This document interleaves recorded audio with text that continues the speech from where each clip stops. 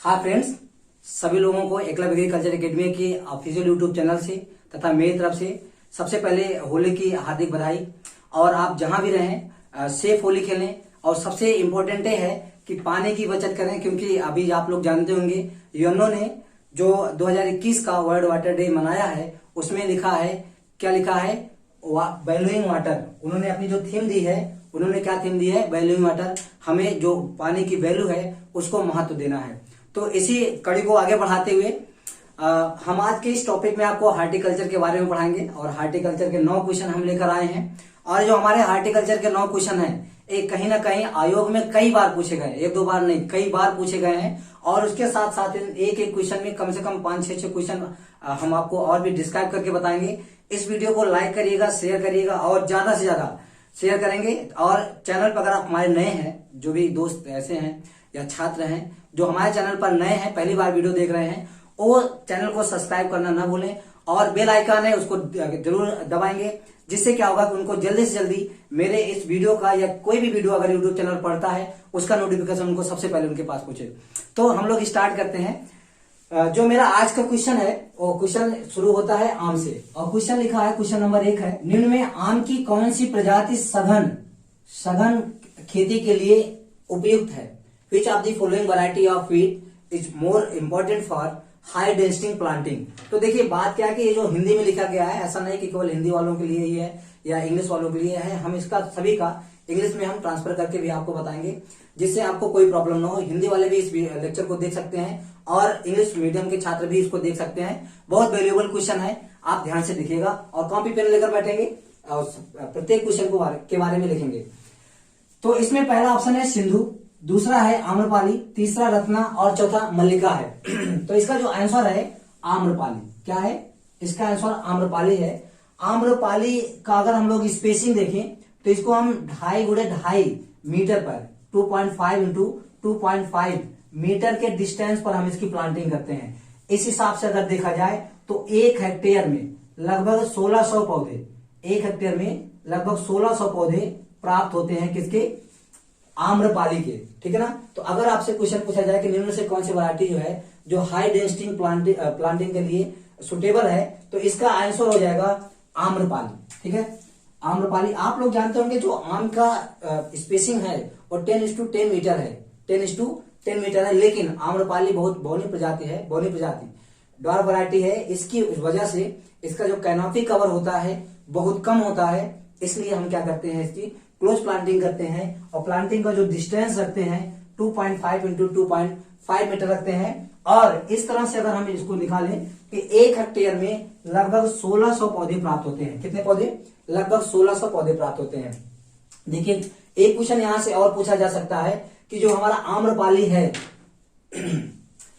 सिंधु का क्रॉस क्या है? तो क्रॉस बहुत पूछा जाता है। तो सिंधु के क्रॉस की बात अगर हम करें तो रत्नागुड़े अल्फांसो, सिंधु किससे प्राप्त किया गया है? रत्नागुड़े अल्फांसो से किया गया है। आम्रपाली की बात करें तो दशहरी गुड़े नीलम, दशहरी गुड़े नीलम से, मतलब दशहरी का क्रॉस नीलम से करवाकर आम्रपाली को डेवलप किया गया है।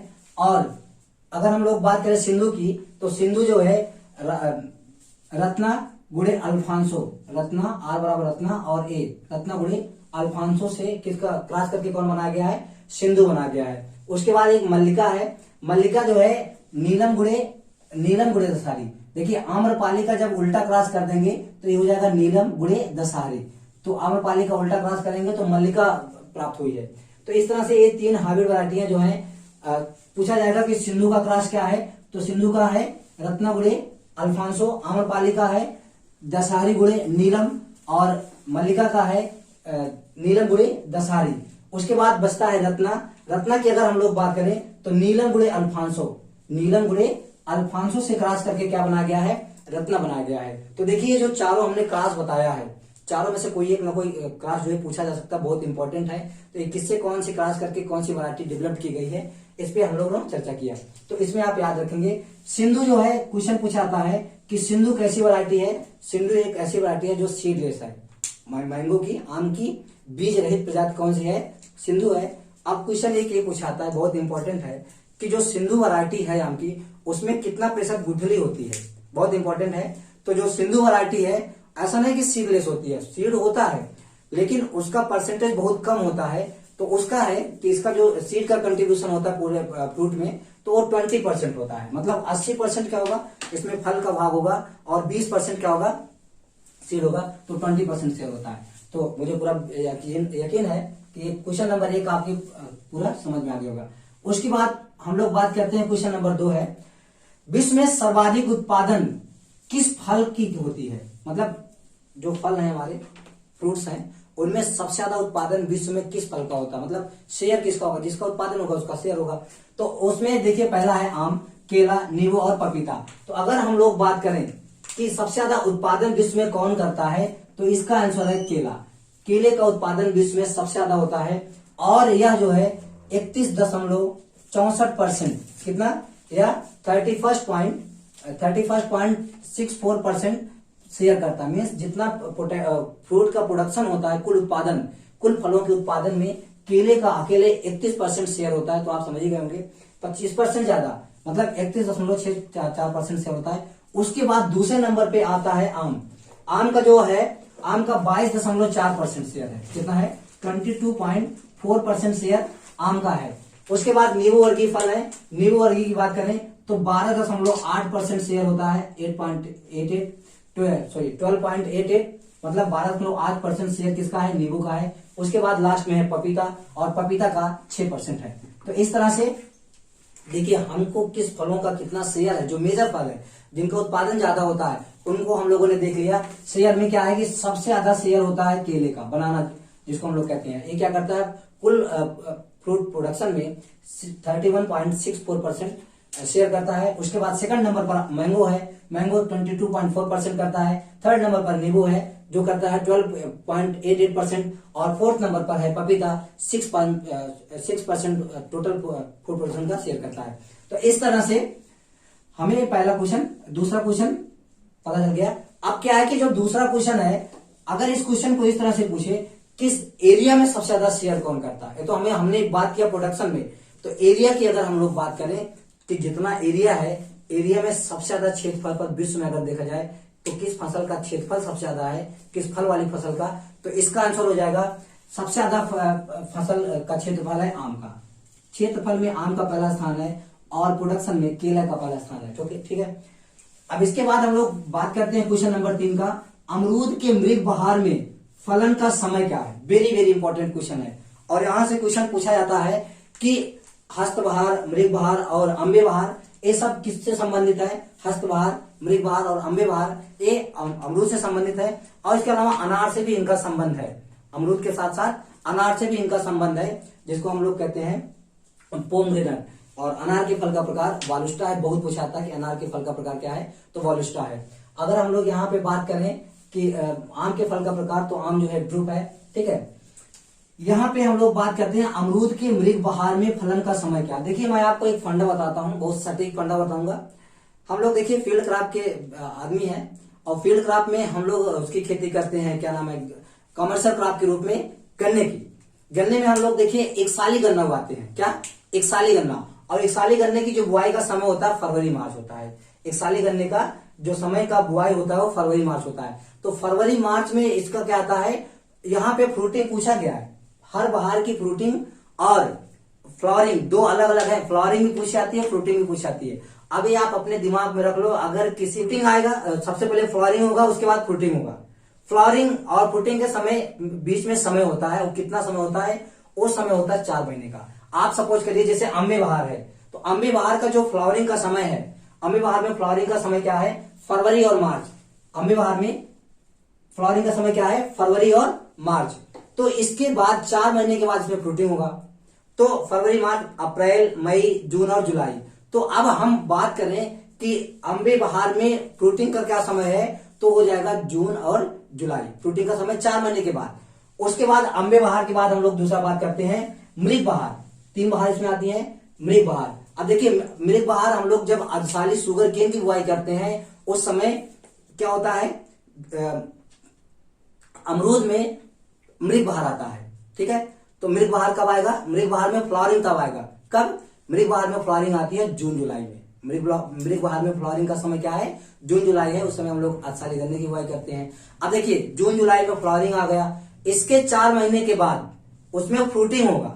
4 महीने बाद तो फ्रूटिंग का समय क्या हो जाएगा, जुलाई के बाद अक्टूबर नवंबर दिसंबर, है ना, और अक्टूबर नवंबर दिसंबर, और उसके बाद कौन सा हो जाएगा, जनवरी और फरवरी। तो इस तरह से चौथा महीना आ जाता है। तो 4 महीने के बाद उसमें फ्रूटिंग होगा। तो प्रत्येक इसी तरह से अगर हम लोग देखें हस्तबहार में जो फ्लावरिंग का समय अक्टूबर है, अक्टूबर से हम 4 मंथ और जोड़ेंगे, जो मंथ आ जाएगा वो क्या हो जाएगा, उसके फ्रूटिंग का समय है। तो इस तरह से अब एक क्वेश्चन पूछा जाता है कि अमरूद में मृग बहार में फलन का समय क्या है। तो ये जो अमरूद में मृग बहार का फलन का समय है, क्योंकि अमरूद में मृग बहार का फ्लावरिंग आता है, कब आती है, जून जुलाई में, जून और जुलाई में। तो जून जुलाई में अगर फ्लावरिंग आती है मृग बहार में तो अगस्त सितंबर अक्टूबर और नवंबर। तो यहाँ पे नवंबर से जनवरी में इसका आंसर सही हो जाएगा, क्या, मृग बहार में फलन का समय, ठीक है ना। मृग बहार में फलन का समय क्या हो जाएगा, नवंबर से जनवरी हो जाएगी। अच्छा, अगर इसके हम फ्लावरिंग का समय पूछे कि मृग बहार में फ्लावरिंग कब आएगी, जून और जुलाई। तो मृग बहार में फ्लावरिंग का समय जून जुलाई है। अब उससे 4 महीना हम लोग जोड़ेंगे, अगस्त सितंबर अक्टूबर और नवंबर। तो 4 महीने के बाद हमको क्या मिल जाएगा, फलन का समय। तो इसको आप याद रखेंगे। मैं एक बार फिर से रिपीट कर दे रहा हूं कि अमरूद में मृग बहार में फलन का समय क्या है। तो अमरूद में मृग बहार का जो फलन का समय है वो नवंबर से जनवरी है, ठीक है। और इसमें अगर फ्लावरिंग का समय पूछता है तो फ्लावरिंग का समय क्या हो जाएगा, जून और जुलाई हो जाएगा। तो आप इसको याद रखेंगे। उसके बाद हम लोग बात करते हैं क्वेश्चन नंबर 4 का। 4 नंबर क्वेश्चन है, चुकंदर में गुणसूत्रों की संख्या कितनी होती है।